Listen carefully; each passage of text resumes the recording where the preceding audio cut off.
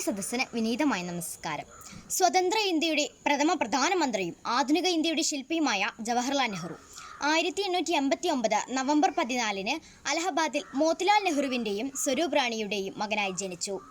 1947 മുതൽ 1964 മെയ് 27 മരിക്കുന്നതുവരെ നെഹ്റു ഇന്ത്യയുടെ പ്രധാനമന്ത്രിയായിരുന്നു. കുട്ടികളോടുള്ള അദ്ദേഹത്തിൻ്റെ സ്നേഹവും അവരുടെ ക്ഷേമത്തിനും വിദ്യാഭ്യാസത്തിനും വേണ്ടി അദ്ദേഹം ചെയ്ത സംഭാവനകളും കണക്കിലെടുത്ത് അദ്ദേഹത്തിൻ്റെ ജന്മദിനം ശിശുദിനമായി ആഘോഷിക്കുന്നു. കൂട്ടുകാരെ, നെഹ്റു എന്ന് പറയുമ്പോൾ നാം എന്താണ് ഓർക്കുന്നത്? അദ്ദേഹത്തിൻ്റെ ഗാന്ധി തൊപ്പിയും കോട്ടും സ്നേഹത്തിൻ്റെ പ്രതീകമായ റോസാപ്പൂവുമാണ് അല്ലേ?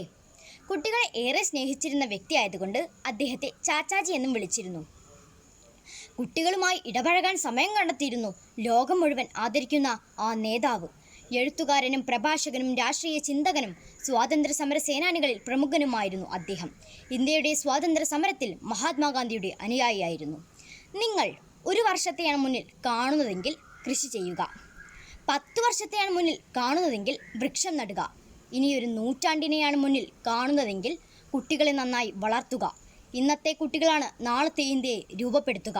നാം അവരെ വളർത്തുന്ന രീതിയാണ് രാജ്യത്തിൻ്റെ ഭാവിയെ നിർണ്ണയിക്കുക എന്ന നെഹ്റുവിൻ്റെ വാക്കുകൾ ഈ അവസരത്തിൽ നമുക്ക് ഓർക്കാം. ഈ ശിശുദിനത്തിൽ ലോകമെമ്പാടുമുള്ള കുട്ടികളെക്കുറിച്ച്, അവരുടെ അവകാശങ്ങളെക്കുറിച്ച് നാം ബോധവാന്മാരാകണം. പ്രിയ സ്നേഹിതരെ, ചാച്ചാജി ആഗ്രഹിച്ചതുപോലെ നന്മകൾ സ്വീകരിക്കുവാനും തിന്മകൾ ചൂണ്ടിക്കാണിക്കുവാനും നമുക്കാകണം. ഭാരതം ലോകത്തിന് സംഭാവന ചെയ്ത പണ്ഡിറ്റ്ജിയെ ഓർത്തുകൊണ്ട് അദ്ദേഹം വിഭാവനം ചെയ്ത ഇന്ത്യയെ കെട്ടിപ്പടുക്കാൻ നമുക്ക് പങ്കാളികളാകാം. നന്ദി. ഈ പ്രസംഗം ഇഷ്ടപ്പെട്ടിട്ടുണ്ടെങ്കിൽ ലൈക്ക് ചെയ്യാനും ഷെയർ ചെയ്യാനും സബ്സ്ക്രൈബ് ചെയ്യാനും മറക്കരുത്. ബൈ.